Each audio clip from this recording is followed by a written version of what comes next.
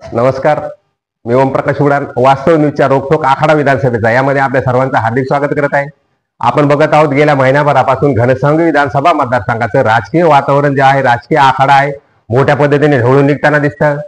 दुसरीकडे विरोधक जे आहेत ते काही अंशी एकमेकावर आरोप प्रत्यारोप करताना दिसत आहे।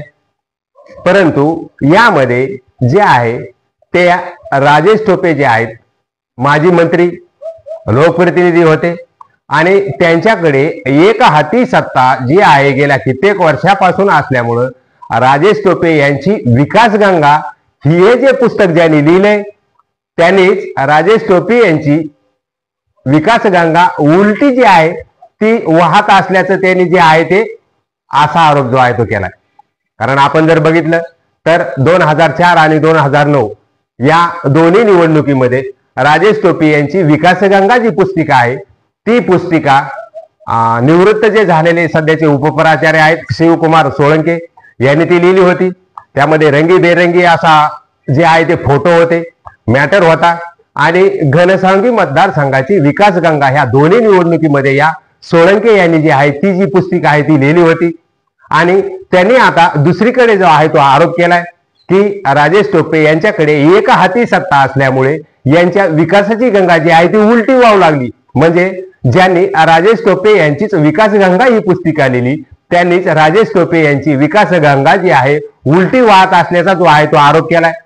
त्यांनी सांगितले त्यामध्ये सलग कित्येक वर्ष जे आहे यांच्याकडे मंत्रिपद होतं, यांच्याकडे पालकमंत्रीपद होतं, याबरोबरच 25 वर्षापासून घनसावंगीचे आमदार म्हणून हे आहेत आणि म्हणून यांचं प्रशासन जे आहे हे चुकीच्या माणसाच्या हातात गेले असाही त्यांनी आरोप केलाय। आणि म्हणूनच घनसावंगीची विकासगंगा एक हाती सत्ता असल्यामुळे कित्येक वर्षापासून कायम असल्यामुळे घनसावंगी विधानसभा मतदारसंघाची विकासगंगा जी आहे ती उलटी वाहू लागली।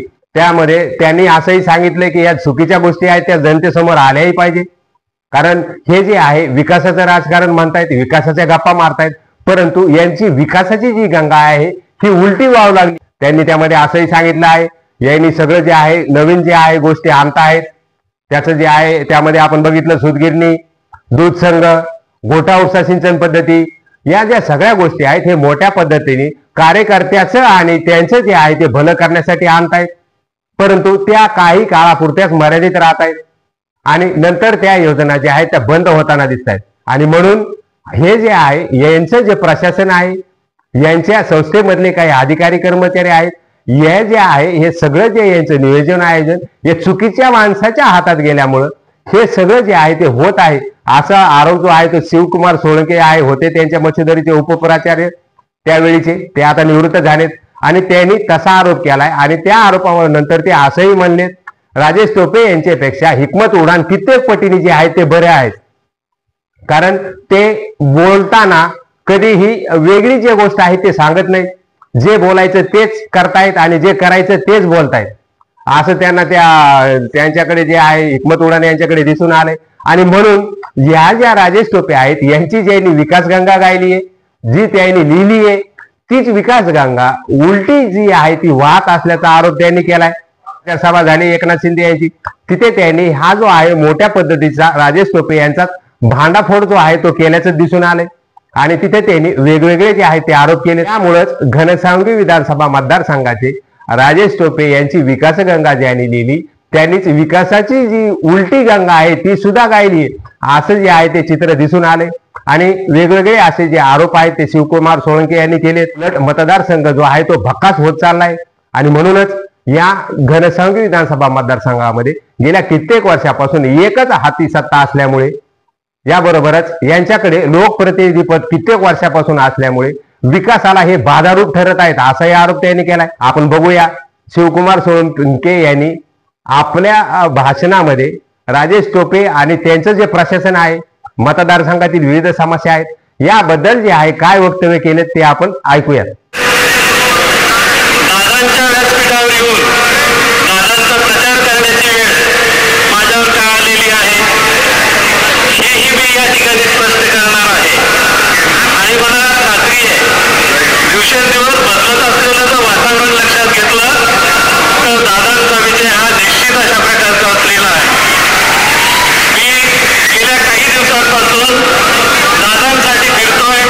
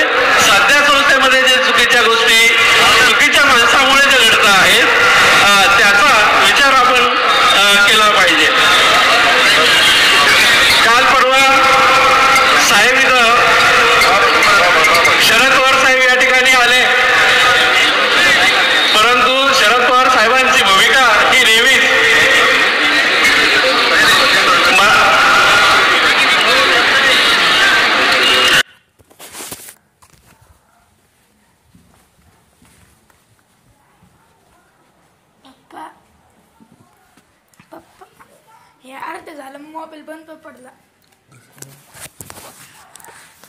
बंद पडला म्हणजे असं बंद पडला. ठीक आहे. हा या ठिकाणी